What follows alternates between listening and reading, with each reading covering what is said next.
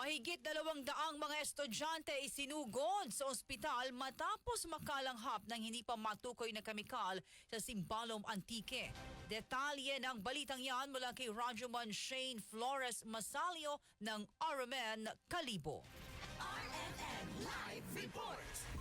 Umabot sa mahigit 200 na individual ang isinugod sa ospital matapos na makalanghap ng hindi pa matukoy na kemikal sa Sibalom Antique nitong umaga ng Miyerkules, July 2, 2025. Ayon kay Sibalom Mayor Giancarlo Osenya, sinasabing nakalanghap ang mga mag-aaral ng Pisana National High School ng amoy ng hinog na bayabas. Makalipas anya ang mahigit 1 oras ay nawala ng malay ang mga estudyante. Sa panayam naman ng RMN Kalibo News Team sa paaralan, unang nakalanghap ang mga grade 7 students ng nasabing amoy hanggang sa kumalat na ito sa loob ng paaralan. Ayon rin sa isang residente, masakit anya sa dibdib ang amoy at ilang beses rin ang mga itong pabalik-balik sa palikuran. Mula anya alas 6 ng umaga, tumagal hanggang alas 12 ng tanghali ang nasabing amoy. Sinuspende na rin anya ang klase kasunod ng nasabing insidente. Sa ngayon, 11 na lamang ang patuloy na ginagamot at under observation sa Sibalom, habang 31 naman sa San Jose Antique. Nakatakdang magsagawa ng investigasyon ang Department of Health Region 6 sa nasabing insidente.